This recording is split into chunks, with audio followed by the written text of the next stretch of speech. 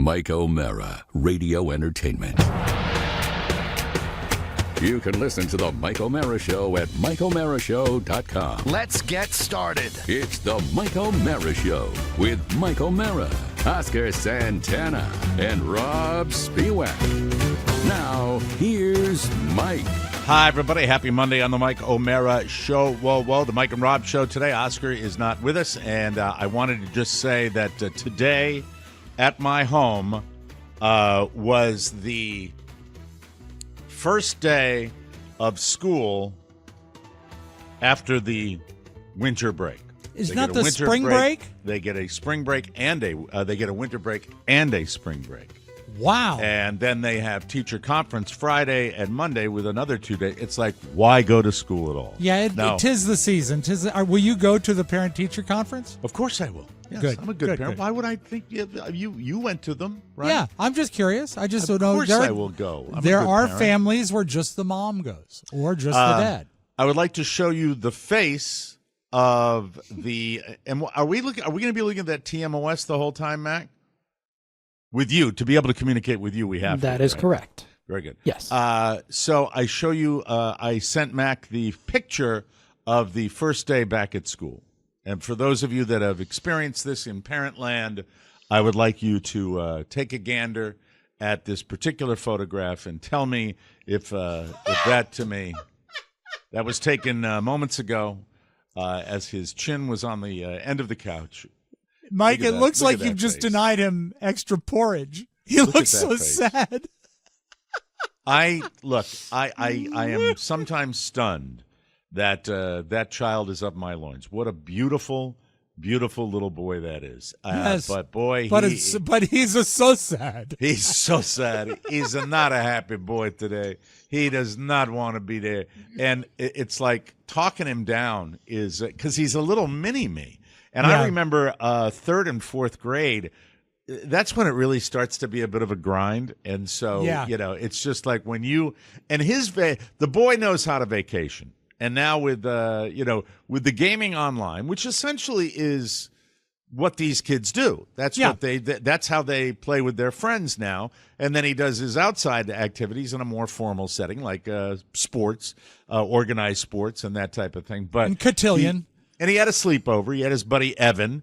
And I enjoy Evan. Evan's coming out of his shell, which is fun. I love watching these kids develop and grow up. So he had a sleepover on Saturday night. So that compounds everything. And I even managed to take him out to the old ball game because the tickets now that nobody gives a rat's ass about baseball anymore were $26. And so we went to $26 allegedly until the service fee and for the convenience secondary, charge, the rip-off. So those ticket services, right?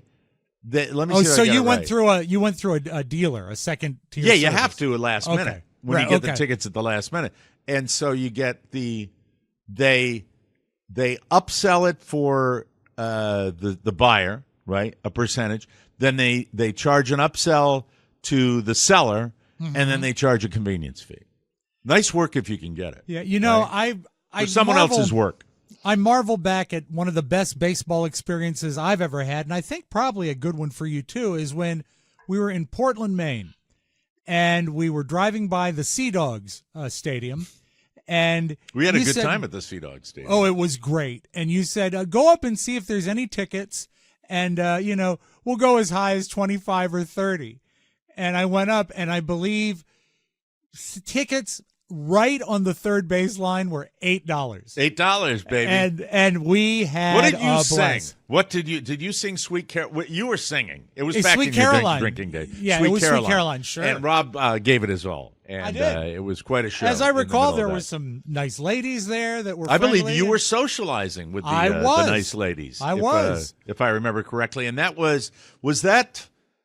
Was that a live show in Portland that we did? No, that was a stayover. Was that on the way up to Maine? That was a stayover up to your main house, yeah. Okay, all right. So that was... And we ate, and we somehow figured a way in 24 hours. I think I ate at the Guy Fieri licensed diner like 3 times. Becky's on that Diner. Trip. It was so good. It was really good. Oh, and that was the trip that Robert was with us, too. Oh, okay. All right. Yeah, That's that was right. fun. It Yeah, was a fun trip. a good time. And look, it's still. I am not the baseball fan I once was. I know we can bring you back. There was one guy. Well, look, I went to Fenway last summer, and now I've gone to a spring training game, and I got tickets because they're reasonably priced now. I got tickets for another game later in the spring training when they have all the regulars in, and I'll be able to take a good look at the team. So I'm trying. I'm going to try because it can't be just sitting there waiting to see how the Giants are going to screw up a football draft. Baseball needs you. They need young, vibrant fans. They need young fans to come back to bring the game back. It's such a wonder. First of all, one of the more beautiful days down here. Nice. 75 degrees, 76, and not nary a cloud in the sky. Perfect spring training weather. And wow. It's just a different me for going there. I don't have the same urgency when I'm driving to the stadium. And somehow, some way, we got there just as they shut down the outer lots. And when they do that, here's the ticket. They let you in closer to the stadium. We were steps away from the gate from where we so parked. they kind of work in reverse. It worked, yeah, of course, because that makes sense, doesn't it? Yeah, like the way they board an airplane. Good sense. It was good. It was a good time. And who won? The Reds. We left in the last half of the sixth inning when the Red Sox were thumping them. Last half of the fifth inning, which is what I normally do, when they were thumping them 6-0. And who was the 6-0 opponent? from the good guys. The opponent, the Minnesota Twins. Boo! And it's just, it's a good time at the old ballgame. But I think the combination of so much fun, the sleepover, and then the taking the kid to the ball game, and really my son's dark sense of humor. I mean, dark sense of humor, which makes me laugh. And did he get that from his godparents? I don't know where we got it from me. I guess we're all pretty dark, and aren't perhaps mom too. I don't know, Yeah. but they are constructing a facility for cancer treatment just down the road from me. Good. And somehow, this is how the conversation went, that it went from, I think the joke I made with him was something along the lines of, Michael, when you study hard in school and you become a doctor, and he said, yeah, Dad, maybe I can work there. And then I said to him, yeah, Michael, maybe you can take care of me when I get cancer. And that's so two that idiots is laughing so their bad. asses off. So Yeah. dark, Yeah. but bad karma, anything you want to say about it. It's just, it's on and on and on. Question So it's about crazy. his mood. And, you talk about third, fourth grade when stuff starts to be a grind. I remember it really being a grind like 7th and 8th grade. I hated middle school. I did too. Middle school. I detested it. And, Cruelty is it's when the cruelty really arrives in middle school, in my opinion. I used to start to get in a funk about dinner time on Sunday because I knew that tomorrow was the day. Were you ever like that? Is he like that? Yes. But I know you did that as a disc jockey. We were coming from the game. He got into a mood. Was it right before the game or right after? Right after the game, he started, Dad, I don't want. I was like, don't start that again. And then, so I'm able to talk him down really, really easily. And you know what it is? It's just, at least in our house, it's just a hug. Show that face again, Mac. You give this little face a hug. You tell him everything's going to be fine, that he's a smart kid, that he's a popular kid, that his teachers like him. That's right. And your most recent test was benign, and he's happy. You know what my favorite part of that face is? I like those little eyebrows. I love his little eyebrows. He's on his arm, though, right? He's leaning on his arm. That's what I like. His arm. That's the thing he's doing right there. And it's kind of like, yeah. And by the way, would I be accurate when I tell him 5 minutes after he walks into school, that goes away? Right? 2 minutes. As soon as he sees his buds. That's fun. it. Yeah. And everybody's going through the same thing. So that's I did. I'm sorry, Mike. Those balloons. How did that happen? Because I held up Is that going to show up on the feed? Is that going to show up? Does that capture, Mac? It does. So do it again. I did that. Maybe if I do a thumbs up. Maybe if I do an okay. Oh, you see, I got it. You do it. Can I do it? Yeah. Sure. It's not working for me, Matt. Try a peace sign. 2 fingers. That's what I did. I got balloons. No, I guess Riverside. Mac, how come it's not working for me? It doesn't like you.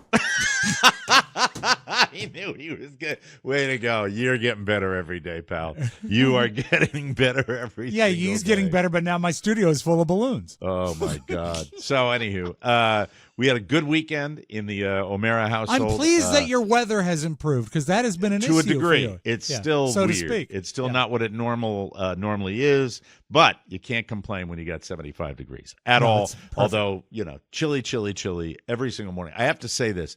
We decided that it was time for the biannual socializing that we do where we have people to the home. Yes. By the way, we are so antisocial now that it is a very rare occurrence where we have people over. Where we used to do it a lot more frequently, now not so much. Oh, and back I know in the why. day, your house was a destination, like when you lived in Northern Virginia. Yeah, all the time. Yeah. All the time we would do that. Now we just don't. The backyard where you've had the pleasure of hanging out. Yeah. The backyard. I don't want to call it threadbare or unkempt, but it's a tad unkempt. Where we have left the cushions on the furniture. Sure. And at I would say mid-morning on Saturday. Yes. The decision was made that we would have an indoor party. That the outside that bad. And it was not that bad. We could have gotten away. It was the cushions. It was good. I could not have people. They need to be power washed. They need to be power washed. Oh, to that. So they're not. You just have to like get moist. the gribblies off there because of the. I mean, it's been so cold. Could you cold. unzip them and do like a quick machine wash? Are they that kind of cushion? I believe so. Mrs. O'Mara would be able to tell you that. No, she wouldn't. Neither would I. No, I don't. She's very busy. She's very busy. She is. She's slaying the dragon. Right. She's supporting me as best she can, and I appreciate that. But we had everybody over, and everybody are the 2 couples that we really only socialize with. Maybe 3, but more often the Beckers and the Millers. Mark Miller, fellow radio guy, has a daughter Michael's age. Wonderful group to come over. Always nice, always fun, always engaging. We had my mother-in-law and her friend Andy come over, and we had the Beckers, my golf mate. Oh, who we met they live down the street. Yes, in New Orleans. Right. And speaking of friends, Mike, Facebook keeps wanting me to friend I believe it is your friend Oli. Yes, Oli is my one of my best friends in the whole wide world. Should I friend him, or do you want not me to do that? You can friend Oli if you want to. I don't know if Oli will recognize you, but I mean, it's I don't. Oli and I, they're friends of mine that are just totally aware of what I do, and then they're friends of mine that kind of know what I do. Right. Oli is unto himself, and and Oli couldn't come. Oli would have been at the party, but Oli couldn't come. He was but entertaining Millsy was guests. there, and so. This, to me, I'm going to give you the things that we did at the party, and you will see why I describe my evening on Saturday night as a white trash party. And then later in the show, I want to talk about Saturday Night Live and how before you're going to judge anybody or judge anything, you watch yourself. You watch the thing yourself. That's Saturday Night Live and this Shane Gillis monologue. That'll be coming up later in the show. Before anything, Mike, I will applaud you. A Saturday dinner party is the best venue and time for that ever. That's great. 4:30 arrival. Perfect. That is so great. 4:30 arrival. Everybody out the door by 8:30. Plenty of food and drink experienced. But I'm going to list the things that I consider to be the white trashiest. Oh. Because I have to say, Mark Miller, who's been on this show multiple times, the show down here is called Miller and Moulton. He's a sports talk host. Very, very good program. Really good radio guy. And amazing socializer. You go to his house, and there's a spread. There are multiple hors d'oeuvres. There are homemade culinary delights. There is a full bar with different cocktails. There is outside. There is inside. There are 3 televisions on his wall because he's a sports guy, and that's how he rolls. And there's usually a sporting event going at that very time. So it's a how would I describe it? It is a tour de force of social activity when you go to his house. It's a skill. He's good at it. my house now, I believe we have regressed to the point of come over to the O'Mara's for a white trash evening. And I will go through the list. All right. Okay. The main beverages served, and this is phase one. And I don't think it's unusual because people like a beer or a high noon or something like that. So most of the beverages offered to the guests when they first arrived were in cans.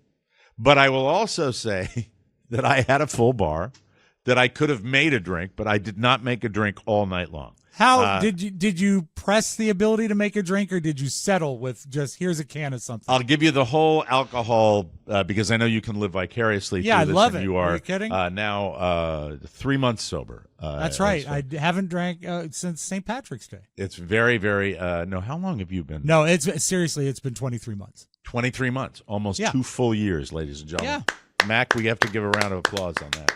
I wish I could have saved my balloons for that.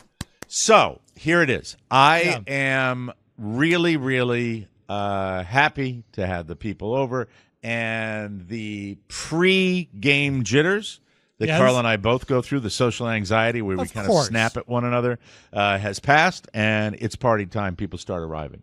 At this moment, I think the Beckers arrive first. Yes. The conversation is easy with all of our friends. Always interesting people.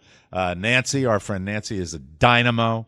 Can keep a party going on her own. She's that wonderful. You combine her with Mark Miller, you got people. There's not going to be lack of conversation at this party. And so I'm happy, and I go into, for some reason, I'm looking for perhaps food for the kids, and I go into the freezer compartment, and I see a full bag of ice. And as I notice this, my mother-in-law is arriving. And as I see the bag of ice, I see next to it is a can of Margaritaville condensed margarita mix. And I'm like, the only motivation I have right now is that I want a margarita. Well, yes. You're and like I immediately call on my mother-in-law, who knows how to whip these up really fast, to go ahead and make one. And I switch from a high noon tequila strawberry.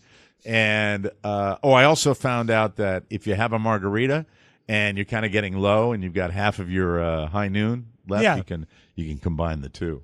Well, Mike, for a there's real no powerful law. 1-2 punch. There's no law about combining any liquids. I remember the days of Mike's Hard Lemonade with a backbone made of vodka. I mean, you can combine anything. You can do anything, and it'll kill you, but you can do it. So, white trash number one. Yes. Lots of beverages without glasses handed out to people in cans. And then the margaritas are made.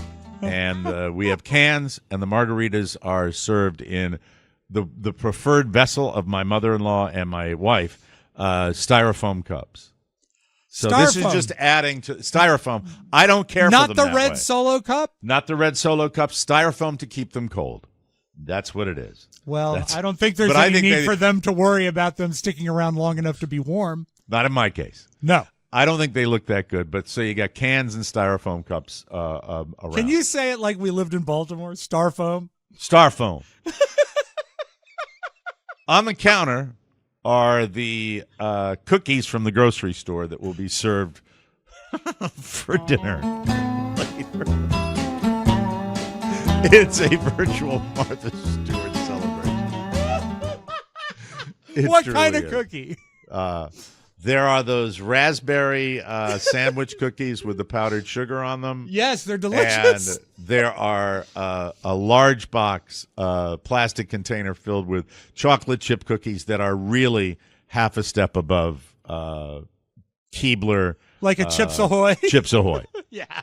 Really crappy cookies. However, are they there still is also... Are they still they're in still the in the plastic. Oh, yes. This is for later. This is not even relevant yet. Mac, this is for later. Yes. And then we have the store-bought key lime pie in the plastic, which would be later served in the plastic. Of course. Plastic comes into play a lot. So, it'd be great is a slice of key lime pie in a styrofoam cup. Now, when I made my Ina Garten, Emily Blunt bolognese sauce. Yes, you've discussed this before. Turkey bolognese, right? My involvement in the meal ended when I put the sauce in a 300-degree oven to simmer for about an hour. Okay. Then it was going to be done. And I would give it a solid 7, not a 10. Missing, what do I think it was missing? Perhaps a little more garlic in the recipe, maybe a little more seasoning, but it was very, very good. Right. All right. So Jealous. It's a good I'm meal. done. I repair before the guests arrive, and I'm going in weird chronological order here. That's but, fine. That's fine. It's like Pulp Fiction. So Vincent Vega arrives. Yes. He's taking a dump, and I off him with the Uzi machine gun. Now, That's right. Perfect. they go off. I go off to take a shower to get ready for the guests to arrive and put on my best dress for the guests arrive. So Very excited. you are out of order, and you're not showering while the guests are there. Exactly. Okay. Everything's fine. I choose to leave the pasta cooking to Mrs. O'Mara. As I am sitting down on the bowl to take care of one bit of business prior to the shower, the door flies open, and Carla, visibly distraught, Yes. says, "You will not believe what just happened." I said, "What happened?" She said, "I went to turn on the back burners on the gas stove, and they popped off. They exploded in the back. They popped off. The violence of the ignition popped them off, blew them off and she is holding." Oh, like the little the things that knobs. you set the pot on. Oh, okay. Yeah. The knobs that you control the temperature. Yeah, sure. And so she's holding these in her hand. And as I said, visibly upset. I get up, finish my business, come out there, wash my hands thoroughly, of course. That's a mark of a good chef. And I examine the cooktop. I remove everything off of the cooktop, and I examine it. And there are two conclusions that I come to right away. All right. The first one is all appliances have a shelf life. All appliances perhaps have a beginning, a middle, and an end. And I think that we would be close to the end of these appliances. This cooktop is, let me see, original close to 20. The house? Yeah, probably close to 20 years old. Oh, then you're on borrowed time. I think most so. appliances it is are looking 10 a little years now, corroded, and I'm thinking, did something finally fail? Yeah. And did it go? But I will make every attempt to remove the burners, take a look at them, reseat the burners onto the gas. Do you have gas where you are? Do you have a gas stove? Yeah, we have a gas stove. So you reseat the burners and make sure everything's where it should be, and then I put the knobs back on, and I ask Carla to clear the decks. If it's going to explode, it'll kill me and not any other members of my family. You are a hero. I thank you. That's it. That's how I roll. Pure courage right here. Yes. Physical courage. And also it gets you out of going to the party. And exactly, which at that time, before the party starts, you could say, "You don't have to do it," and I'm like, "Fine, okay, we're done." Yeah, no happier words than cancellation. Thank Love you. it. And I turn the burner around, on. Works. Perfect. Everything's fine. All four of them. The house has had a deep clean professionally 2 days earlier. Perhaps the ladies that have been with us for 4 years did something to knock. Sure. It happens. It happens occasionally. That's the way it goes. So we're ready to go. It's off to the shower. Carla back in charge of cooking the pasta. Okay. So we have. How did you feel when you were at your most prone? When you were, when Carla first came in and she said, "You won't believe what happened." Were you expecting something entertaining? No, I was scared. She had fear on her face. Okay, like something exploded. That's a horrible thing to get. Yes, there were two, and you might say there were two explosions going on at the same time. So I was sitting there watching her, and I leave the pasta cooking to her, and this is where phase 2 of the white trash. Phase 1 was cans. Yes. Phase 2 was the plastic dessert. Yes. Phase 3 would be what follows. Okay. My vision for when I cooked this dish would be that we would have an attractive bowl with pasta, and we would have an attractive bowl with the sauce. And we would put it on a table, and we would have people with a spoon to scoop out their pasta and then sauce it like they did. Now that Penne, is not, or what kind of noodle? it was were you using? fusilli Okay, pasta, yes. Yeah, curly Q's. guys. Yeah. I think the proper way to do it is to take the sauce and put it in the pasta and mix it up. It absorbs, and that's the way. And Carla makes that call. However, the vessel she puts it in, which is a stock pot that you would cook lobsters in, because we're Huge making pot. a lot of pasta. Yeah. And this pot looks like it ought to be in the back of a Chinese restaurant with with hot oil in it, cooking duck. I understand. You know the kind of pot I'm talking about? Every kitchen usually has this pot. It doesn't come out very often. It's not attractive. No. I have one that I call my turkey soup pot because it's big enough that you can put an entire carcass of a turkey in. Yeah. Yeah, that's it. And it's just not good looking. No, and it's utilitarian at best. by this time, the pasta is warming on the stove, and I go up and I sample, and it tastes great. Now, Good. I'm saying the flavor, the balance. I have also taken 2 giant triangles of Parmesan cheese and grated them with a rough grate in a food processor and put them in a beautiful bowl. That's a nice touch. To scoop out, you can eat. Yeah. And it's really, really attractive. However, the way the meal was served,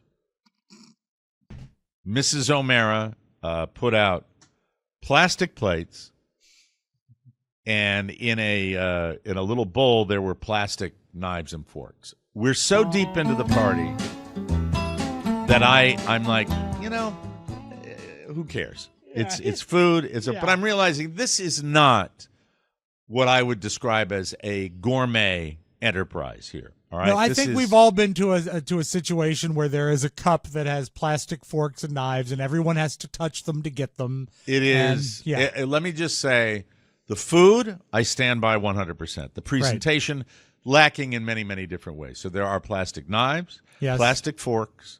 However, there are cloth napkins. Nice touch. And they are out for everybody to sample. God, I swear to God, it sounds like something's in there. Is there someone in this home? Mike, we just got a call from the police. The calls are coming from within the house. Oh, my God. Sometimes I hear a bang, and I'm the only one here. Michael's at school. Carla's at work. What the hell's going on? So it's the pasta pot. I'm scared. Check your cooktop. Your cooktop could have just blown. So the people, instead of having the pasta transferred to an attractive bowl, which might make up for some of the plastic, the people are asked to go to the stove with their plastic plate and scoop out the fusilli. And look, the food is good.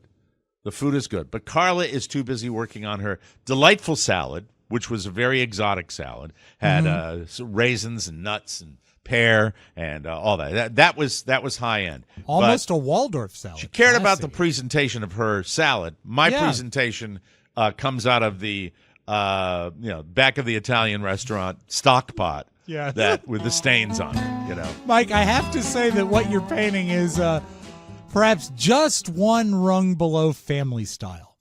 Family style, and but by the way, the ultimate, is it clean? Is it decent? Decent.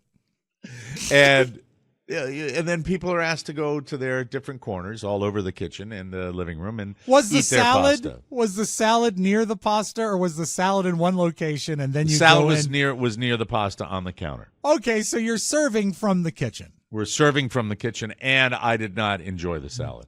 I was all about my spaghetti. What was the matter turkey with, bolognese? What was the matter with the salad? I didn't want to have salad. Which is why I gained like 3 pounds this weekend. I had a bad weekend eating wise. You can have that on my thing. It's not always perfect, but I was ready. I was ready to go. And then we served, and as I'm looking at the place setting, and everybody with and even the plastic forks had a metallic color to them, right? Yeah, I know the ones you mean. They're the fake ones a little bit, but the top knives, drawer plastic cutlery. Knives were the variety, the white plastic knives that you'd see like the kind of when they bring bagels into the radio station. That's what we had. That's it. So So, and I guess you didn't have to deal with spoons. It was mostly a knife and fork situation. Right. So, wow, it's something that I am really, really freaked out by the idea that we have Did those. anyone- But nobody seems to be mentioning it or complaining at all during. But yeah, I was going to say, any compliments on the food or any comments? Obviously, you said no comments on the way it was served, but Right. while you're eating dinner, is anyone saying, "Wow, this is sensational"? The review on the food is a 10. Everybody is loving it. Everybody is enjoying it. But at the same time, this is going to cue that music again. Yes. The last time, like a year ago, we had the Beckers over. We served the same thing. Oh my! That's Daddy's specialty. This is essentially spaghetti. Yeah. So It goes a long way. So there I am. There we are. I don't know nothing about that. Wow. Wow. Was that brought up by the wow. Beckers that you served it last time? You know what? It was mentioned briefly. I believe that would be, and I don't know your friends. I might have brought it up. Because I was you use that tool. Yeah, because sometimes you sort of beat up. When that was mentioned, did Millsy jump on it? That sounds like the kind of thing that Millsy would jump on. You know what? It was. I think the Millers are polite, but he's the one I feel the most judgment from. But there's so many other things that he judges me on, like with my personality. That and I'm highly entertained when the ball busting begins. And you might think, okay, dinner's over. The plastic cookies and the plastic pie are brought out. Now, Mike, to be clear, the cookies themselves are not made of plastic. They're just served in plastic. But the margaritas have been flowing. Sure. And at this point, after dinner, I go to the refrigerator to get out the previous gift that I had received at the Beckers, which is Screwball. Are you familiar with Screwball? No. Mac, have you ever heard of Screwball? I have not. Screwball is peanut butter flavored whiskey. And you would think I'd bring it in, but it's gone. We drank all of it. And we done made whiskey out of peanuts. And when I heard it, I felt the same way as probably a lot of people in our audience that are like, yeah.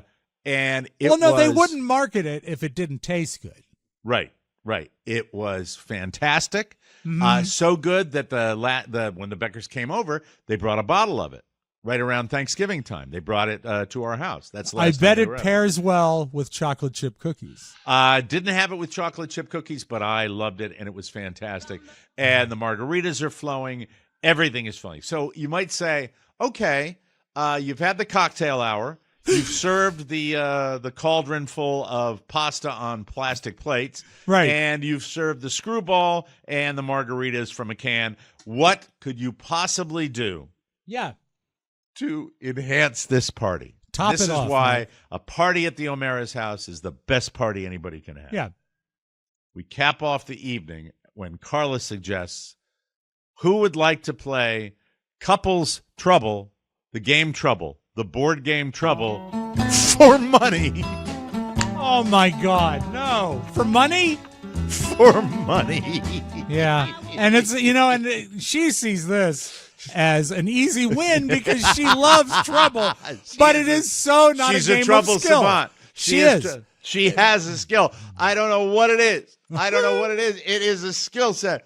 And everybody, I don't want to say they're forced, but let's just say they are willing to do this. And most of the people don't even understand Trouble. They haven't played Trouble. Trouble is not big in these other people's houses like it is in my house. And Trouble... Are they familiar at all with the Pop-O-Matic bulb? Well, they are when we whip it out, Rob. They are when we whip the Trouble out. Now, I'm curious because Trouble lands squarely in my childhood. Mac, did you ever play the game Trouble?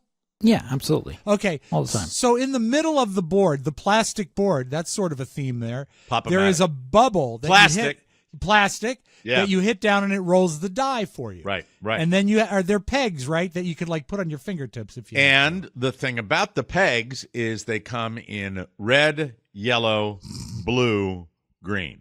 Okay. So we have 1, 2, 3, 4 perfect couples to do this. Great. And we're going to play Couples trouble, and every couple is required to put up $10. That's, you know what? That's not a breaking amount, but if you it's win, enough it's to great. make it fun. Yeah, sure. And make me competitive, which Yes. I am. And Are you regular competitive or margarita competitive? It's explained, and this is when Mark Miller has a field day, that Carla and I play trouble for foot rubs, adding to the white trash stage. I'll rub your feet if you beat me in trouble. I am white trash. I freely admit it. It's why I probably don't fit quite well with my extended family, because I think I am. I'm a Where did you take the turn, do you think? College. You think? Because I'm white trashy too. Yeah. But I come by it naturally. And I it don't seems know like when you it happened. veered into it. I probably didn't enjoy the pretense, and I wanted to be true to myself. I understand. Because I remember way back when you would come into the show and say, I had the greatest meal this weekend I've ever had at the Iron Skillet. Yes. And I said, fine with me. Served omelet, served in an iron skillet. You can eat. Absolutely fine. And, you can trace my white trashdom to, a long history of enjoying speedboats. That's true. On Friends and my own at one point. Essentially just river life. Life. You enjoyed on river on life. the Potomac. River life. Yeah. I was going down to Tim's River Shore restaurant Sure. and drinking Budweiser beer. I was, I admit it. I truly admit it. So we bring There's the trouble a culture, Mike. I'm sorry, there's a culture of river life that could make a fine reality show. Yes. Just river life, you could call it. It is river life is a different kind of life. Yes. And you haven't really lived until you've been sipping an adult beverage, standing waist deep in the mud in a river, and having no idea what the hell your feet are standing in and what kind of toxic sludge your feet are standing. If you it grosses me out just to think about it. I have no idea how I've swum in that river many, many times. If you ever come to the greatest city in the world, the nation's capital, Washington, D.C., they will speak of the majesty and the beauty of the Potomac. The Potomac's fed by the Anacostia, and if you happen to be floating by on the Potomac, on the Potomac River, you happen to be floating by that delightful city, that suburb of Washington, D.C., known as Alexandria. Yes. Take a gander at the water there if you want to see. If you want to see, nastiness, that's where they have it. So, thank you. You would think that, well, what would the host with the most or the hostess with the mostest do? The hostess with the mostest would let the other teams win. No, that's not the case. Carla, let's the game begin, and it, for a while, it looked like it was even close, as Norm Macdonald would say. Yeah. No, Carla, with her magic sixes, started lapping the field, and then bingo bango, it was over before it even started. And the $40 was put in my money clip. Jesus, so good night, everybody. Thanks for coming. Hope you had a good time at the party. You won and you collected. When I have Mark Miller, the next time I see him, which will be in a couple of weeks here, I'll ask him what he thought of the party, and I'll tell him what I described as a white trash gathering. The only thing that would have made it white trashier is if I actually served a Stouffer's lasagna. That might have been, I think he'll agree. I bet he had a good time, but I bet you will get the most grief about trouble, because that does. I don't know. They left. There were the booze was flowing, and by the end of the evening. I think we turned in around 9:30, 10 o'clock. And I still woke up feeling a little gamey. The trouble, that's like having a cover charge at your party. Yeah. Everyone has to have $10. Somebody had to make the money, and it happened to be us. And, I guess the class move would have been to hand everybody their $10 back. But, thanks for playing. Yeah, no time for that. So, but those raisins don't come cheap. If you want to make a salad, you need that $10. Yeah, I washed out the bowl. They're the last thing that stays down at the bottom. The raisins. They don't want to be et, so they hide down at the bottom of the bowl. That's where they are down there. When you're rinsing out the dishes that had been left overnight, which they should be in a. Oh, no. Well, throwing the party is the issue. Everybody's gone. We can leave. We can live in our own filth for a while. We got to take a break. I suppose. You gotta, I have to go let over me talk and to you fetch about the kitchen round management. Okay. Yes, I know. Kitchen. Yeah, clean as you go. Yes, and have an empty dishwasher so you can just dump them in there. Sorry about that. We didn't do it. Right. We'll be right back with more fun and more thrills. You, ladies and gentlemen, are listening to the Mike O'Mara Show. Whoa, whoa, whoa, whoa, whoa, whoa, whoa, whoa, whoa.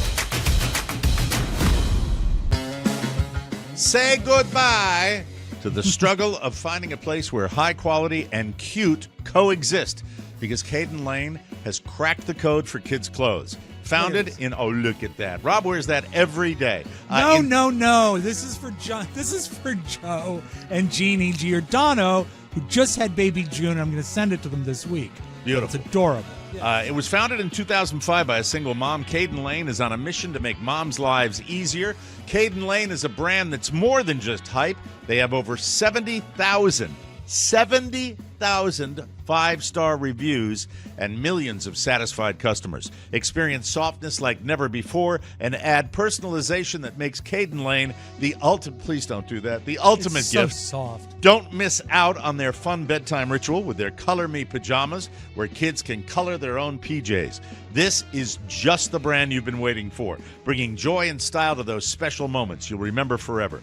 Caden Lane is your one-stop shop for all your newborn, infant, and toddler apparel. Head to cadenlane.com/TMOS and use the code TMOS for 20% off your order. That's CADENLANE.com/TMOS for 20% off. And make sure you use the promo code TMOS so they know that we sent you. And now cue the music, Rob Spiewak. Ah, yes. There it is. Ah, look, the Kraken is listening to Jeannie C. Riley sing Jeannie C. Harper Valley Riley. PT. We start Harper today Valley like PT. every newscast should start. Martha Stewart doesn't wear underwear. Whoa! No, instead she wears, this is weird, bathing suits Ew. in case she wants to go swimming. I don't know about that. This is Martha's.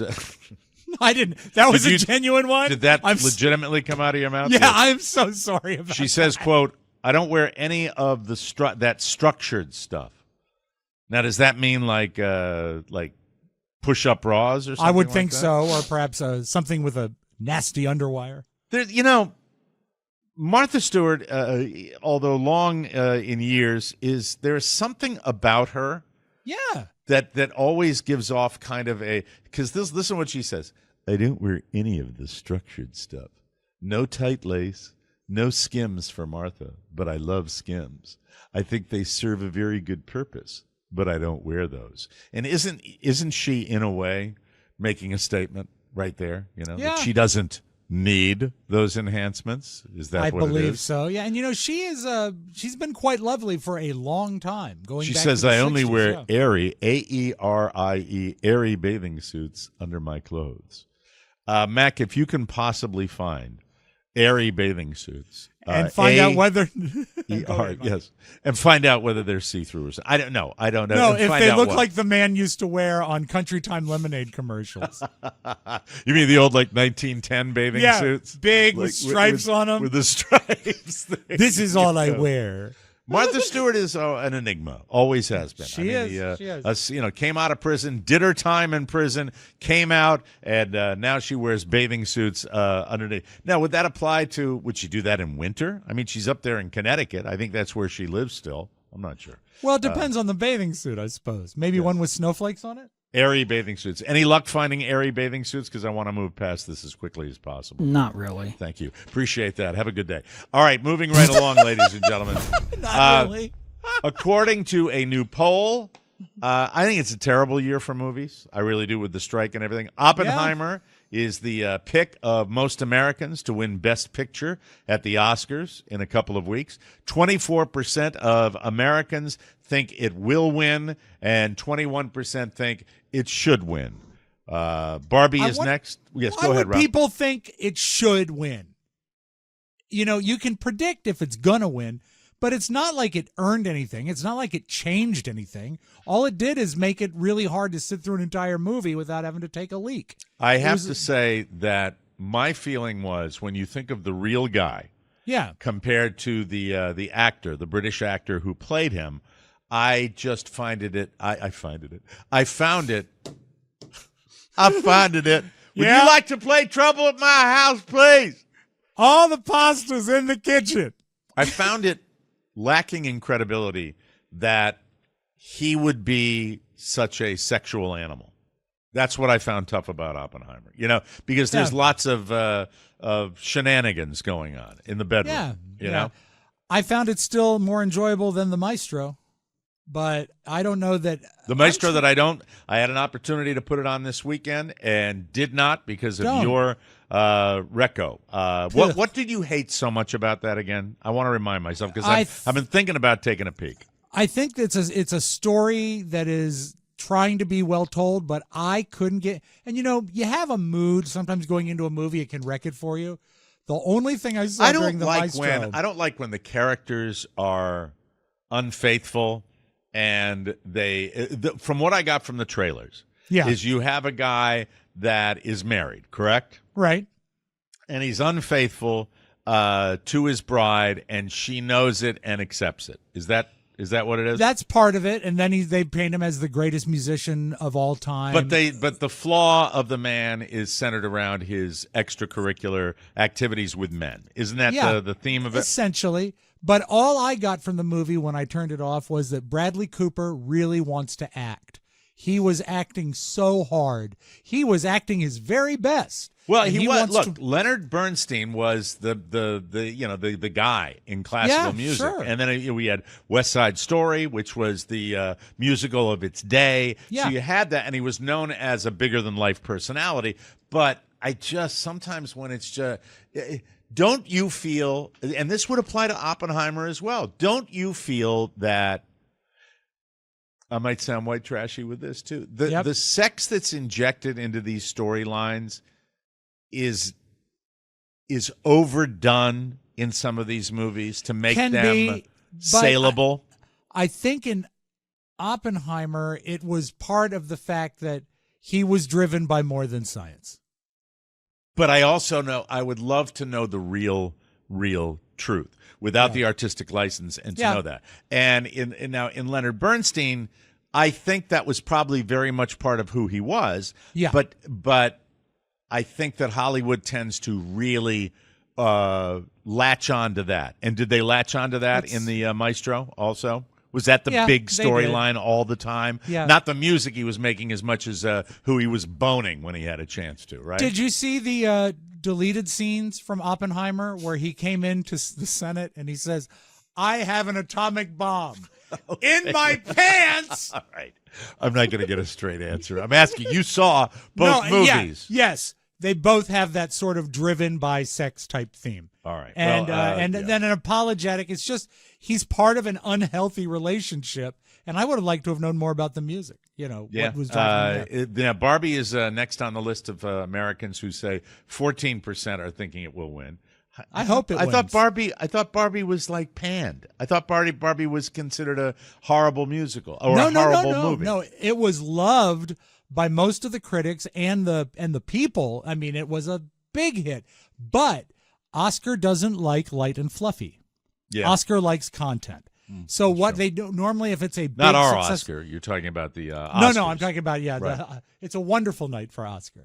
Yeah, but I think that they will probably honor the director and a performance in Barbie, but not the motion picture, just as history dictates. Killers of the Flower Moon and American Fiction, a movie that I did not see. Did you see American Fiction? No. They're third and fourth in both categories. Not surprisingly, Barbie is the nominee most people have seen at 32%, followed by Oppenheimer at 22%. I kind of feel played. I feel as though these were the movies that were anointed before they even were released. Yes! And that's people who haven't seen Barbie, of the people that have done that, only 17% say they want to.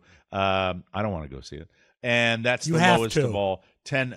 I have to see Barbie? Yes, it's the law.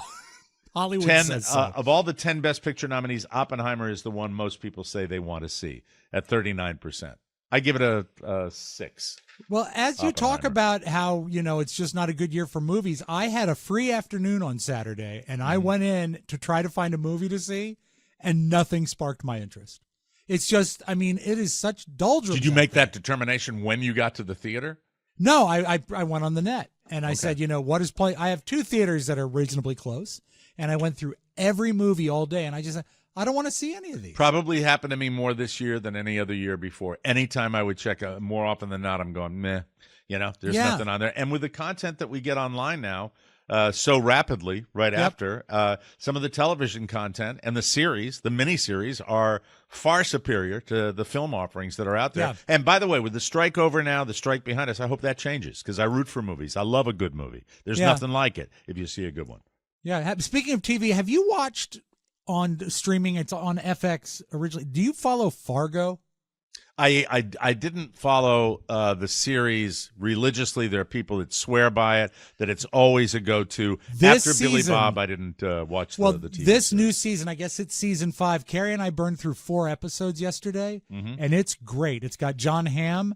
And, I'm ready. I'm ready I need something. I'm looking forward to. You can only watch so much Warrior on Max. You can only watch so much nudity and gratuitous violence from the Asia of the 1800s, ladies and gentlemen. Well, it's a good movie. But do check out the newest Fargo. It's good stuff. Well, I was busy at the Florida Man games. They went down in St. Augustine, Florida on Did you head Saturday. down again this year? I did, with my plastic plates and my key lime pie in a plastic box. And organizers called it a huge success. If you haven't heard of it, it's basically the Olympics for Florida crazy people. Events included a mullet contest, a mud duel with pool noodles, and an evading arrest obstacle course. Now that's funny. Where actual cops chase people down. The only real issue was no women's divisions. Come on, Florida. The only event for women was a Florida ma'am pinup contest. That was it at the Florida games. I like the evading the law. That's I like fun. that. And if they want a division for a Florida woman, how about a tooth falling out contest? Amen, baby. Anyway, finally today, a New York City man who admitted to smuggling 3 Burmese pythons in his pants. In my pants! Through a U.S.-Canadian border crossing was sentenced Wednesday to a year of probation and fined $5,000, according to federal prosecutors. Calvin Batista crossed into northern New York. He's a 38-year-old man. He had hidden snakes, and he took a bus from Montreal to New York City on July 15th. This is all the way back in 2018.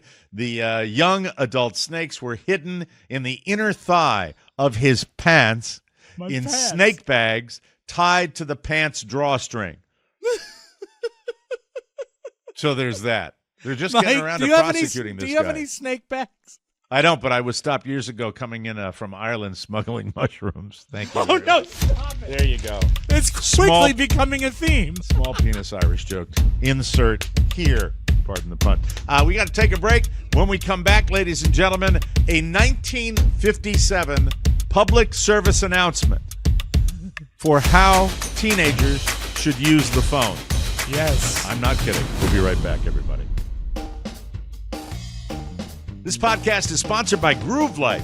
The Groove Wallet is a sleek, aluminum, low-profile wallet engineered for everyday use. One simple thumb motion perfectly fans out up to 6 cards for easy access to find everything you need. Plus, Groove Life just launched their new carbon fiber wallet, which has everything you love about the original Groove Wallet, but with the added carbon fiber included. And whatever happens to your Groove Life gear, they are here to help with Groove Life's 94-year no BS warranty. The Groove Wallet is the last wallet you'll ever need, and Groove Life makes more than just wallets. They've got belts, rings, watch bands, AirPod cases, and much more. So, are you still using the same wallet from 2004? Now is the time for Groove Life, everybody. Head to groovelife.com/TMOS for 20% off all Groove Life products. That's the best offer you will find, but you have to use our link, everybody. That's groovelife.com/TMOS for 20% off your order, people. Welcome back to the show. Whoa. Rob comes in today, and we have, for years and years, both on the Don and Mike show and the Mike O'Mara show, we've loved traveling back in time and involving ourselves with the 50s specifically, where it's truly amazing when you think how changed society is. In some ways, we haven't changed at all. In other ways, it's really hysterical how especially women and kids were thought of back in the 50s. And, if you think that you want to go back to a better time, sometimes this becomes evident that maybe that's not such a great idea. Yeah, well, you give, you take. When I first, every day before the show, I talk to Mac about the tape we have and the video we have, and I said I have this PSA about how to talk on the phone, and he said, "Why did they make a movie about everything back then?" Because and that was the medium. That's what there was no YouTube. Yeah, right. And so let's start off, if we can, Mac, with Tommy at the beginning, and an example of Tommy. Now, are we going to talking see on the video phone. with this too? Absolutely. Okay. And right. Tommy is talking to a young lady who he is obviously very enthusiastic about, but the lady is not returning the enthusiasm. So let's go to that, Mac, please. The first part. Hello, Sally. Hi, what you know? I'm fine, and you? That's good. Say Pat Sajak. Oh, I just Maybe called it to is see how Pat things Sajak. are. Could be. Yeah, things are kind of dead around here, too. I just thought I'd call up and we could talk for a little while. Tommy. Oh, if you got some big deal project on or something. Okay, we'll talk for about 5 minutes then. Well, what you got to say for yourself? Wow, stimulating. Yeah. I don't know. Yeah? Is this all the movie is? No, Been drinking because many he's sodas laying some lately? groundwork here. Does the narrator come in at some point? That's what I need you to What? see. So, Mac, let's move forward to that second cue. Because what Tommy sort of establishes here, What? shut up, Tommy, is that he wanted to go steady with this girl. What? All right. And So he she wants to get declined. into this girl's pants. Yeah, he is crazy. Isn't to do that it. horrible? What if I said that in the 50s? I'd be banned. You would. Yeah. You would if you like on the Arthur Godfrey So show. Tommy's trying to make a date with this girl? Yeah, and she's pissed because Well, how about 5 minutes then? Let's do that, shall I'll we? talk to you for 5 minutes. All right. And she will not go steady with him. And he wants it really bad, but luckily we have the moderator to tell us what's going on. Mac, let's go to that clip. Tom is pretty sophisticated and sure of himself. He knows what he wants to do, and he knows what he's about. He feels pretty much at ease when he works with his girl to persuade her that she should go steady, Yeah. which is very important to him right now. Later on, he'll be concerned about the girl he's going to marry, All right, pause it, and he'll Mac. be thinking in terms of the I'm concerned about this dude. I am really where did they dig this guy up? Look at that look. I know. That's the kind of guy growing up, that kind of guy would freak me out. If you went into you don't know where you stand, you Right. don't know whether you're in trouble or whether you're not in trouble. You certainly aren't looking at a friend with this guy. Tom doesn't know what he wants to do. Yeah. Well, I love the fact that all of this is really about Tom banging that girl. No, And he is, no, it's going it is. steady. Make it a little more innocent than that. Okay, he Let's wants listen to to get the narrator third again. base. Come Okay, on. go ahead, Mac. kind of a person he could enjoy and be with the rest of his life. Enjoy. Lucy, starting at the teenage, has another kind of problem. And we look in at her here talking with Oh, her we get mother the about her receiving end, too. difficulties with the same telephone. Yeah. Well, Lucy, if Tom called you up, you'd know how to talk to him. Of course. I know how it is. Hold on. And sure, it's easy for me to talk. Yeah. But not Mom looks like try she to should be understand stirring it. a cauldron. Just as sure as I'm sitting here next to you, before long you'll be able to talk like the wind with any boy who calls you up. Now, believe me, you will. And right now, you're By the just... way, when you see Well, you're becoming Lucy, an adult, you know. that's Yeah. the way I wore Oh, my I hair know. You know that's not easy. in the But it 60s. seems to me, dear, I that- wore it like Mom. well, I think the thing to do if And you're I got worried a about good this look at phone Lucy. I business think is to Tom's try to trying think too of a hard. way of getting the better of it. Oh, what sort of way? Well, why don't you pretend that whoever calls you is Tom? Have the feeling that you're talking to your brother. I don't think that would work. I just run out of words again. Oh, well, it may not work, but there's no harm in trying, is there? Oh, well, maybe we'll think of something better. Nobody's going to call me up anyway. Oh, the phone rings. Sure. How wrong you If you are. want to. Yes. It's not for me anyway. He's Shut in up, the Lucy. house. He's in the house. Tom is in the house. Hold on. Hello? Oh, my God. All right. Yeah, she's here. Just a moment. I'm gonna Lucy, add some sound phone. effects to it. Okay. Lucy. Hi. Oh, hi, Edward. Oh, I'm fine. This is How are Edward. you? This is another How's student guy. council? Oh, you're not on student council. Well, did you watch television last night? Oh, what'd you see? Was it funny? Oh. So Well, she's what did you call got about many Edward? suitors. I mean, I'm is that Yes, what it is? but Something. she's not good at talking on the phone. Oh, Jane Patterson. I think she's Sure. Do you? It's love Crestview the hair. 5111. Are we going to get the narrator You're again? welcome. Lucy Bye. just blew it, though. Even with a sympathetic mother, it isn't always easy for Lucy. She has a long Who is time to go this before guy? she will feel I at don't ease know. like her brother Tom and as sophisticated as he does. Boy meets girl, or boy doesn't meet girl, is one of the big problems of the teenage, which we will take up in this course. Of the teenage? The teenage. Another concern that every teenager has is money. Allowances never seem to stretch far enough. How does one get enough money to meet the things that he wants to do? You Sell can drugs. get money if Sometimes you know. Come they into my find ways van. to do it, and here as we look in on this family, we'll see Tom's attitude about money and what he's going to do about it. Family dinner. I know. Look at that. Oh, yeah. I bet he'll We have won a- last night. I knew he'd have a Lucy big won. baritone. When's the Who last won time last I night? won? About 6 weeks ago. You know, why don't Hi, you go Dad. first? Pour yourself into the game, right, gang? That's right. Yeah. All right. Food. Great I shot, hear. too. I hear Lucy's Are they pregnant. eating or are they playing a board? Are they playing Trouble? I don't think so. I think they're having dinner. I won't be able to play next week. They're playing not? Scrabble. Well, I'm Oh, taking thank over you. Hank's job down at the You drugstore. picked the video. What How happened bad to are him? your eyes, for God's Well, sake? Hank and his whole family went out of town for a week to a wedding. His cousin up in Palm Springs is getting married. What's Dad so doing with his I lips? told him I'd take over his job for a week. Oh, wonderful. How much are you going to make? Wonderful. $15. Marie, could you get me a would you get going me to a do with martini it, out of the Tom? refrigerator? I love my Save vodka. Marie, What? where the F is my Smirnoff? Well, I intended to buy a Get it car. out of the icebox. Oh, what do you plan on Get it getting? out of the a icebox, Chrysler, Marie. Lincoln, or maybe a Cadillac? Why don't you get a sports car, Tommy? Well, I intended on buying a Is that her second-hand brother? car. Have you ever considered what your mother Yes. and I might think of this idea?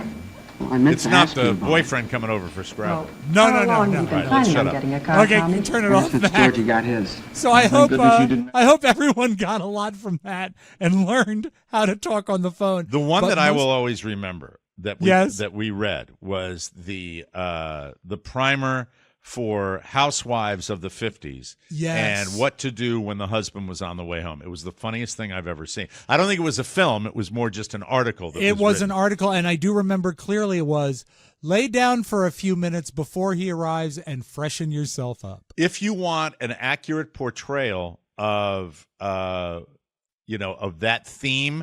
Yeah. Is it Lessons in Chemistry? That's the Yes. the show that will show you kind of what women dealt with in those days. And it was not that long ago, and it was actually fairly accurate the way they did Yeah. that. Listen, we got to take a break. But they When did not address, Mike, they did not address the teenage. No, the teenage.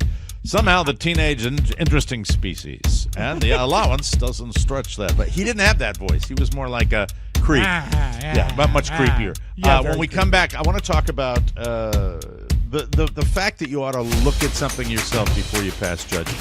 Because I did that today, and it was a serious awakening. We'll do that when we come back on the Mike O'Mara Show. This podcast proudly sponsored by Naked Wines. We enjoyed Naked Wines over the weekend. That was the non-white trashy part of our party that we had. The subscription service that links you directly to the world's best independent winemakers. Naked Wines cuts out the middleman, letting you savor exclusive award-winning wines without breaking the bank.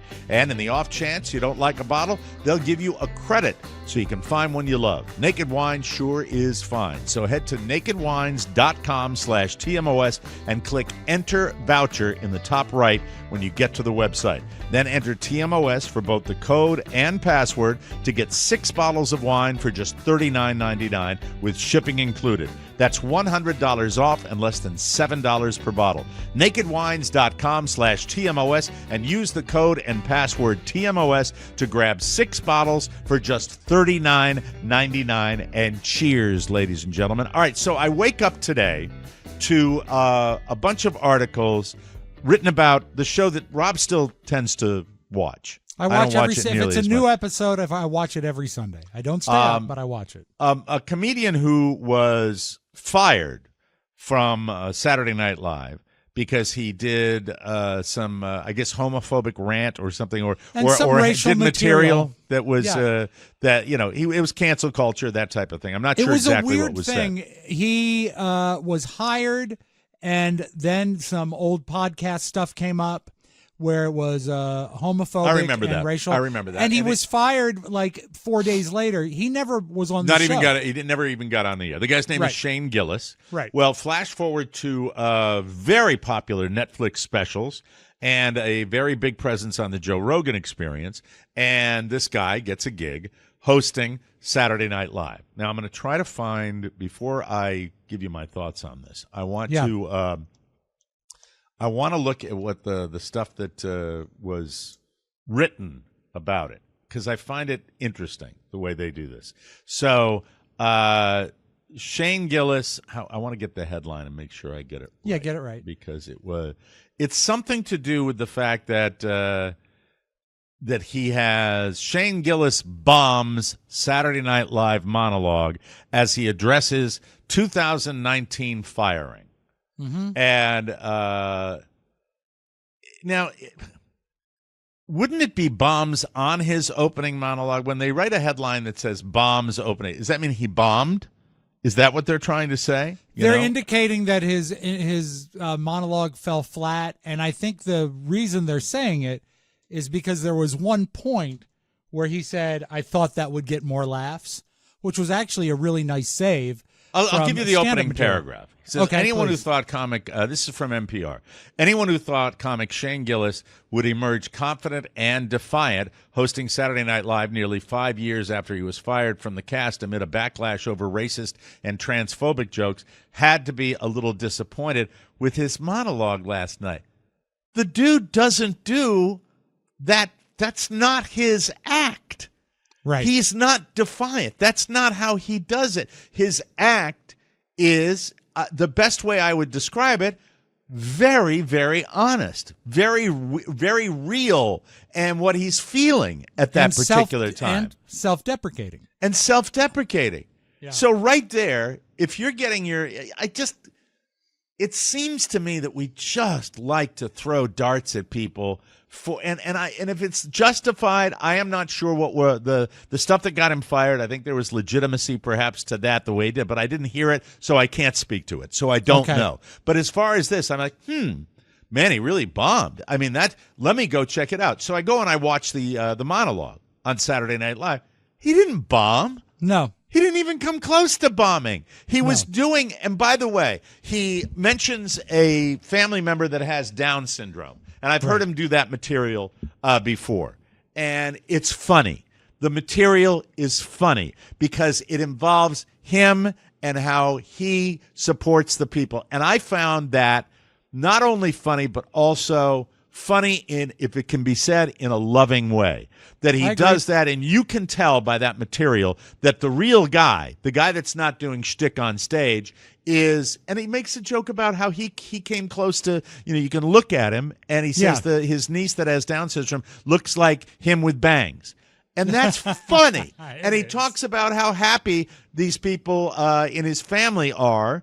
And I laughed, and I watched it, and I thought it was vulnerable. Yes. And I thought it was Good word. exposing that he was nervous and that he was worried about the audience reaction. And I thought it was funny. Funny in the way that when Johnny Carson would deliver stuff that was uncomfortable, he'd react to that too, and he'd mention the crowd. I mean, I don't know. You watched it. Maybe you had a different impression of it. I think that he did not bomb. I'll tell you that. The sketches were okay throughout the day. I think they used him well. I don't think he has a lot of arrows in his quiver as far as doing sketch comedy. His monologue landed well. I agree that he appeared vulnerable, and I agree that it is not a bomb whatsoever. However, I think he missed an opportunity. I know he sort of glazed over what he had in the past. He'd actually he said, "Don't look that up on Google." He said, "Don't look that up." Joke. It was a joke. But I think, just me perhaps, he should have done something a little more solid. He had the world's eye on him, expecting him to be defiant. And if he came out, particularly apologetic just for a moment. A genuine sorry would have been really nice, and he missed that opportunity. No, I don't. Because what he said in the past, I know. Let me tell you But why I that's me. don't agree That's with you. me. Because I Okay. think he paid his price. He moved on. And later in this article on NPR, they said in some ways it was an ingenious response to the backlash Saturday Night Live faced, bringing him on as host. Viewers who might be aware of the criticism but didn't spend time looking over the podcast where he dropped racial slurs, anti-Semitic language, and homophobic, transphobic quips likely watched his monologue and wondered what the fuss was about. Well, you're not going to do a callback, especially if you're growing. And what you Right. said, I did not hear the podcast commentary. I don't know what was I don't going remember on, it. I don't remember anything with about that. it. But it's it's weird because you have to be aware that everything you've said in the past can be used against you in the future. Yeah. And I just think I am talking simply about seeing coverage of this monologue where. Oh, the everybody coverage does not indicate what happened. Everybody was ready for this to be a horrible moment and stuff. And when they didn't get that, I get the impression the writers of these articles got a little pissed off. I don't know. I mean, obviously, you think that it became a heartfelt about. Do you know more about the background of what he said? No, I don't. But also, the other thing that made me wonder, he doesn't really have a huge project to promote. Other than just being an ongoing stand-up and podcaster, why did they book him? Seems to me like it was a stunt booking because they've got this information now and they've got all this going on. He didn't bring a lot to the show, and I think that he could have used his time better. But I also agree with you that the articles that I read on Sunday, that they kind of read like, you know how they pre-write obituaries for old people? Mm-hmm. Yeah, they pre-read. They had the pre-wrote, agenda. Yeah, already. they pre-wrote what they were going to say. And by the way, I might, and I'm willing to say this. I don't always come at this from the perspective of the comedian, and I might change my perspective by listening to the podcast, which I did not. But I know that his comments got him fired, and I think that much like the concept of someone paying their dues, this is a crime. A cultural crime where he paid his debt to society in a way in that world, and then he came back. Nearly 5 years ago. Are you the same person you were 5 years ago? But I don't know what was said, so I think that's let's see. Gillis's turn on Saturday Night Live felt more like an attempt to court a new demographic and poke a bit at liberal sensibilities, allowing longtime executive producer Lorne Michaels to still feel like a rebel rather than the lord of showbiz comedy. In the process, viewers got an okay episode. All right, I get it. So the commentary, I think that I've always believed that when you say you're being too sensitive, well, I think maybe the counter to that should sometimes be, well, you're being too insensitive. And I would like to judge with an open mind. But I went in thinking this was going to be a silent audience, which it was not. No big laughs, which is not true. There were big laughs on that. And having no background on the issues that got him fired, I found if I was watching his stand-up, I would give it a solid grade. Not the greatest, a little uncomfortable, but wasn't the idea to be a little uncomfortable too? I guess. Yeah, likely. So now, I will. I'll do a follow-up on this tomorrow where I'll come back and I'll let you know what the deal is with this guy because I'd like to know what it was. I remember at the time. I just don't remember it right now. Another point that they mentioned on Twitter was that if you watch the band's not laughing. Because the band is behind him. I noticed that. That's weird, isn't it? I did notice that part. That's a weird gauge because to there use. very rarely are. There might be one or two of them that react. Right. One guy on the bottom left is a good laugher. That's true. I watch the band too. That's you know what I mean? Yeah, I always watch the band to see how the band's liking it. Yeah, get that band in back of me laughing. We'll take a break, and we will come back with more fun and more thrills. We're gonna flip ladies it, and gentlemen. We're gonna do the flip side right here on the Mike O'Mara Show. Whoa, whoa! Please don't judge me for anything I've said in the past, because mine goes all the way back to the 1980s. Stop it! Don't look it up. Hey, everybody. I'm drinking it right now. There it is. Attaboy. On the wrong side. Happy Hydration Monday. Courtesy of Liquid IV. Since you run yourself ragged all weekend long, going out late nights or hanging with friends, we can fix that with Hydration Monday. Thanks to Liquid IV. Liquid IV hydrates 2 times faster than water alone, all in a single delicious stick. No sugar, no artificial sweeteners. Liquid IV has 3 times the electrolytes of the leading sports drinks, plus 8 vitamins and nutrients for everyday wellness. It's so good and so easy. Just add to your water bottle, shake it up, and go. Try white peach, green grape, or my favorite, lemon lime. Actually, I love them all. And you will too. Weekends are for going wild, so have a game plan every Monday with Liquid IV. Grab your Liquid IV Hydration Multiplier sugar-free in bulk nationwide at Costco, or get 20% off your first order when you go to liquidiv.com and use code TMOS at checkout. That's 20% off your first order when you shop Superior Hydration today using promo code TMOS at liquidiv.com. Hello.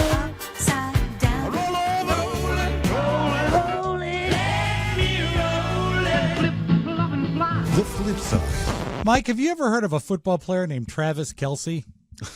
Let me see. I think he's been around. That was a guy during the 60s, I believe. That's right, exactly. Back in 2016, Travis Kelce, this is great. You got to love TMZ when they can dig up something like this. Oh, no. What did he do? Well, this is great. You know the game F, Marry, Kill? We've played it on the show.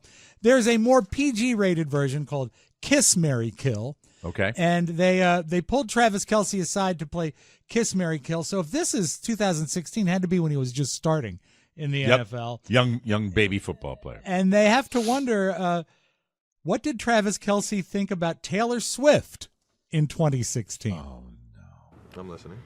Taylor Swift, Ariana Grande, Katy Perry. Kill, marry, kiss. Damn, that's messed up. I don't want to kill any of them. Well, you know, it's just the game. Just a game. It's going to be harder to find real love. So This you is got to true, play yeah. this game right. What is it? Kill? Kill, marry, kiss. Ariana is Okay, kill. okay. Unfortunately, love you, but you're gone. Okay. And then Taylor Swift would be the kiss. Ah. And then Katy Perry. What's the last one? Katy Perry. Katy Perry would Marry. be the Marry Katy Perry would be the He's marry. like, yeah. The only thing he couldn't have done is the kill. If it was kill, it would be much more sizzling. Would it not be everywhere? It wouldn't. Oh, it would go wide if that was the case. But also would go wide if he had said marry. Yes, but the thing is that the other story floating around that I did not put in the roundtable today was the idea of him going to strip joints. That apparently that's one of her rules, and I, who knows? I mean, there are people making a living out there trying to find crap. That's what they're trying to do. You're right, Oh, but I thought that was a pretty good nugget. I think he gets away with it. I think he comes out smelling like a rose with that. Yeah, he does fine. He does fine, and so handsome.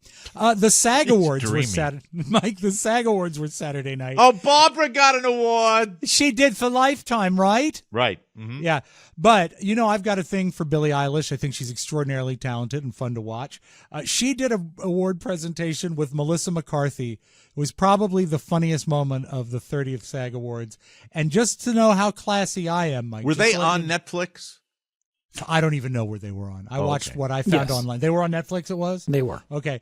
Mike, I'm so classy, I am not going to make a joke about Melissa McCarthy at the SAG Awards. Melissa McCarthy. McCarthy, yes. Originally in utero, because your mom was my first improv teacher. And guess who she was pregnant with? It was you. It was you. Okay. It's true. It's true. Wow. Okay, that's a lot. It's a lot. Thank you. Thank you. Whole bunch. So again, since you're asking, I'm just trying to be more present in making memories, and I'm trying for more YOLOing and less FOMOing. So would you mind signing my dress? No. I don't want to ruin it. It's Oh beautiful. my God! Thank you for liking my choices. Yeah. So that's pretty. Will you sign my face? Oh yeah. For sure. Okay. I thought you were gonna be like, I don't want to ruin your pretty face. I don't care. Okay. So she's got a Sharpie. Okay, I don't care either. Okay. All right. So So when you and Phineas are putting down like sick tracks and like hot beats, and she covers her mouth. I think that's better. Yeah, that's better. All right. Yeah. Okay. Yeah. She really wrote her name on the forehead. Okay. All right. okay. Oh, that was unexpected. I'm gonna say this too. Melissa Here. McCarthy is Say always what you will about Melissa McCarthy. She does commit, and that was a great bit. And was fun. I think that's the only viral video that came out of the whole SAG Awards. Yeah, the Barbara stuff was interesting. Gave a boring speech, but it was it's still. I love seeing some of the actresses react to Barbara Streisand. She obviously was an influencer with some of the like Anne Hathaway and stuff like that. I'm a softie for that. Yeah, well, like it does just go to prove we don't have any movie stars anymore. We don't. And when a star comes out, it's exciting. Big It's deal. Good stuff. Mike, two more real quick. Problem in West Philadelphia. West Philadelphia, born and raised. I think one of the things Philly is known for is the soft pretzel, right? Yeah. And the thing about a soft Thought that pretzel, was New York, though. I don't know. I thought it was Philly, but you can brush the salt off if there's too much Did salt Jimmy on it. win his cheesesteak contest, by the way? Does anybody I'm know? sure that if there were any results, we would have seen it on Jimmy, our feeds. if they're still voting, vote for Jimmy's cheesesteak so he can win. Did you I vote? like doing that. Did I vote? No. Don't answer that. I voted for you, Mike. In West Philadelphia, if you buy a pretzel too much salt, you can wipe it off. But there's a problem. People are complaining the roads are oversalted in Philadelphia because they didn't get as much snow as they thought they would, and they oversalted the roads. It is a mess. It is a horrible mess. My car has a salt dust over it. The car wash is always open. It's exit line as we speak. And it was like just a white cloud. So I'm like, should I come now or should I come later? Because if I come out and there's all this white dust, it defeats the purpose. But it died down. I guess for people with asthma, or those kind of issues, respiratory issues, it will be a problem. Yeah, if you have asthma, don't go to Philadelphia. So they pre-treat the roads? Yes, and there's too much salt. Have the salt out there? Yes, and they do that. no weather. No, they do that around in Northern Virginia too, but they mostly spray the roads. Well, I know that the pre-treating is a big deal in these cities where you can really, if it's going to be a light snowstorm, you can take care of it, and then when it lands, it doesn't stick. Yeah. So that's a good Pre-treating is also a big deal at escort services. Yeah, don't get me into your kink, please. I just, I love talking about escorts, perhaps another time. And I will close with a joke from Saturday Night Live. Even when they have a lousy episode, you can usually count on Weekend Update for at least one good joke. I remember this movie because it was a big deal in 10th grade when they showed us the Zeffirelli version of Romeo and Juliet because it had boobs in it. Mm-hmm. And they showed it in school. So there's an issue about that now. The stars of the 1968 version of Romeo and Juliet are suing Paramount to stop the digital release of their movie, which includes nude shots of them as teenagers. Paramount has agreed to lock it away where no one will ever see it. Paramount Plus. But I want to thank Mrs. Levitt for showing that to us. I'm a subscriber. Anyway, we got to get out of here. We will be back with another episode tomorrow, ladies and gentlemen. Thank you for joining us. Thank you for supporting our store, buying your stickers. You made my wife very happy over the weekend. And also for the donations and the subscriptions to the bonus content. All of that makes a difference every single day, every single week, every single month, every single year. Please keep them coming, ladies and gentlemen. We always need your help. For Rob Spiewak, Oscar Santana, and Michael McIntosh, this is Mike O'Mara saying so long, everybody. Ciao, ciao. Want more? Make sure you check out the Mike O'Mara Bonus Show. Get it at MikeO'MaraShow.com. Mike O'Mara, Radio Entertainment.